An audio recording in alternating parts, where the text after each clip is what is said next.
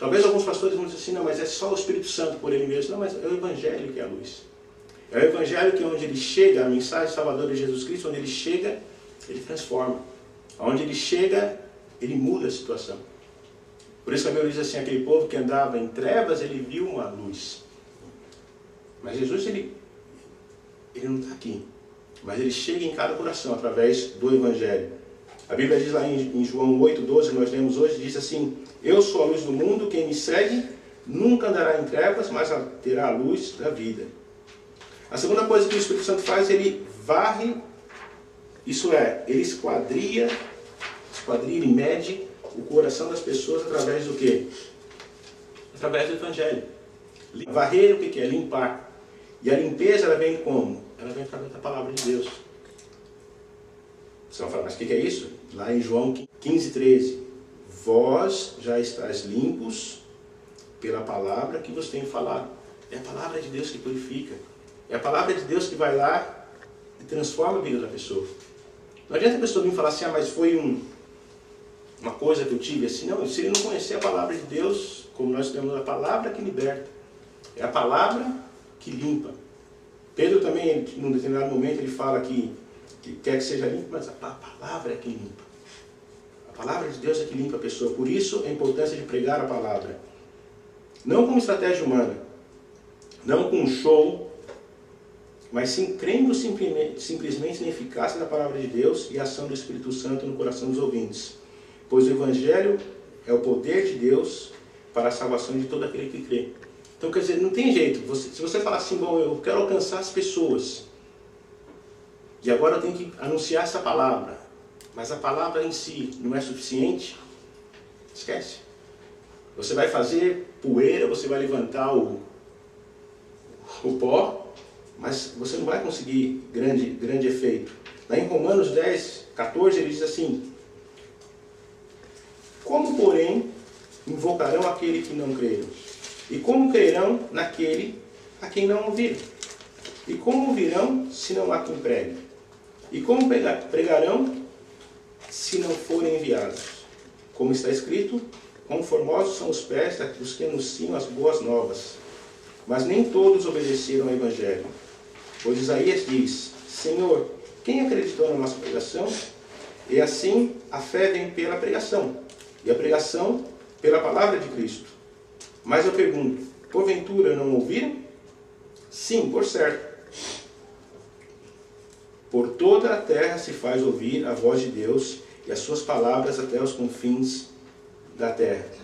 O que esse texto diz? Ele diz assim que para que o Evangelho chegue e limpe, as pessoas têm que pregar. Você vai ter que ser a vassoura, o instrumento nas mãos de Deus, como a gente cantou hoje aqui, para que a coisa aconteça. O Espírito Santo, ele faz com que o Evangelho ilumine nosso coração e que a gente possa falar. Uma vez que ele é falado, ilumina o coração da pessoa, o Espírito Santo vai agir naquele coração limpando. Através do quê? Através da palavra de Deus. Por isso que a gente tem que pegar e pensar assim, bom, Deus, não é fácil limpar a casa. Às vezes eu vejo a gente aqui, o pessoal até fala assim de, viver nos Estados Unidos, você tem que ter uma mulher para pelo menos umas 2 vezes por semana. O pessoal aqui talvez fala por mês, mas aqui tem que ser por semana, para limpar a casa, porque é incrível. Ele limpa aqui, limpa ali, limpa o banheiro, limpa não sei o que lá. Por quê? Porque dá muito trabalho. E também, conquistar as pessoas para Cristo dá muito trabalho. A Bíblia diz assim, buscava com diligência, buscava com persistência, buscava com vontade. Em João 16, 7 e 11 diz assim, todavia vos digo a verdade, que vos convém que eu vá, porque se eu for, se eu não for, o Consolador não virá. Mas quando eu for, vou-o enviarei. E quando ele vier, convencerá o mundo do pecado, da justiça e do juízo. Do pecado porque não creram em mim. Da justiça porque vou para o meu Pai e não me vereis mais. E do juízo porque já o príncipe deste mundo está julgado. Alguém já falou para você que você é teimoso? Hein? Que você não dá o braço a torcer? A minha esposa ela costuma dizer que eu sou teimoso. Isso com coisinha assim simples. Imagina quanto trabalho o Espírito Santo tem para agir no coração seu. Se ele, para poder agir no meu coração, levou anos e anos e anos, nascendo no lar cristão, para que eu pudesse aceitar Jesus de verdade, para que eu pudesse entregar minha vida a Cristo. Se o Espírito Santo não fosse diligente, se o Espírito Santo não fosse persistente, se o Espírito Santo desistisse de mim, eu não estaria aqui hoje. Verso 9 ele diz: e achando-a convoca as vizinhas, dizendo: alegrai-vos comigo, porque já achei a dracma perdida. Assim vos digo que há grande alegria diante dos anjos de Deus, porque o pecador se arrepende. O interessante é que a alegria da mulher, ela foi tão grande, fez com que ela fosse celebrar, e celebrasse com aqueles que estavam em volta dele. Assim também Deus celebrará no dia que você abrir o seu coração para Cristo. E a Bíblia diz assim que diante dos anjos há alegria. Quem está diante dos anjos? Os anjos servem diante de quem? Diante de Deus. Quando um pecador se arrepende, Deus se alegra.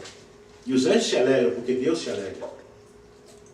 Essa alegria não é só sua, essa alegria vai ser nossa. Existe um hino, eu não vou cantar o hino, mas eu vou ler aqui um versinho desse hino para poder acabar, que se chama Dia Ditoso. É um dia de alegria, ditoso. O hino 407, ele diz assim, os versos, ele fala assim: ditoso dia em que aceitei do meu Senhor a salvação. A grande paz que eu alcancei perdura no meu coração. Aquilo que eu então voltei, minha alma sim o cumprirá. E cada dia renderei louvor a Deus que me ouvirá.